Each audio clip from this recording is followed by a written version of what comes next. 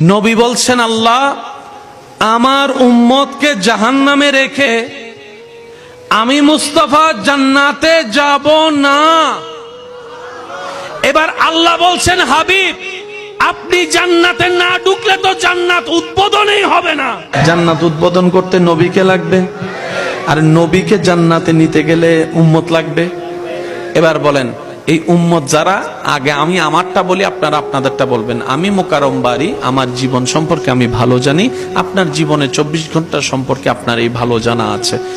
আমি আমার জীবনের ধারণা অনুযায়ী আমার জীবনে সওয়াবের চাইতে গুনাহ বেশি। আমার মতো গুনাহগার কে কে আছেন একটু হাত তুলেন, শুধু অডিয়েন্সের ভিতরে, কোনো আলেম ওলামা না। যার জীবনে গুনাহ বেশি সওয়াব কম একটু হাত তুলেন। যে তুলে নেয় সে জান্নাতি, আর কি বুঝতেছেন তো? এবার হাতটা নামান। সত্যি করে বলেন, জান্নাত পাওয়া তো দূরের কথা, জ্ঞান পাওয়ার যোগ্যতা আছে আমাদের? প্যাচটা একটু বুঝবেন। জান্নাত পাওয়া তো দূরের কথা, আমি আমাকে চিনি, আপনি আপনাকে চিনেন। এতদিন তো অন্যের দোষ ধরছেন, আজকে চলেন নিজের দোষ ধরি।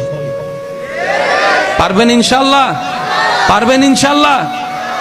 জান্নাত পাওয়া তো দূরের কথা, আপনার আমার জান্নাতের জ্ঞান পাওয়ার যোগ্যতা।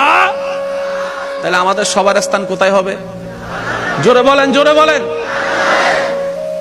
কিন্তু নবী ওদিকে দাঁড়ায় বলতেছে, আল্লাহ যাব না, আমার উম্মত। ওয়ালা সাউফা ইউতিকা রাব্বুকা ফাতারদা। আমি কাউকে বলি নাই, আপনি নবীকে বলেছি। ওয়ামা আরসালনাকা ইল্লা রাহমাতাল লিল আলামিন। এই চাদরটা আমি আল্লাহ কাউকে দিইনি, আপনি নবীকে দান করেছি। ইন্না আ'তাইনাকাল কাউসারের কুঞ্জি চাবি আমি কাউকে দিই নাই, আপনি নবীর হাতে দান করেছি। আর রহমান আল্লামাল কোরআনের শান আমি কাউকে দিই নাই, আপনি নবীকে দান করেছি। আর একটু জোরে বলা যাবে?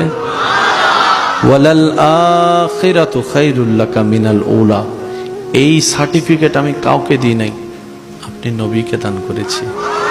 মূসা যদি আমার কালিম হয়, আপনি তো আমার হাবিব, আপনি তো আমার হাবিব। ইব্রাহিম যদি আমার খলিল হয়, আপনি তো আমার মুস্তাফা হাবিব। হাসরের ময়দান আপনার কান্না করার দিন নয়, আরশে হক হে মসনদে रिफ़अत रसूलुल्लाह की देखनी है, हशर में इज्जत रसूलुल्लाह की।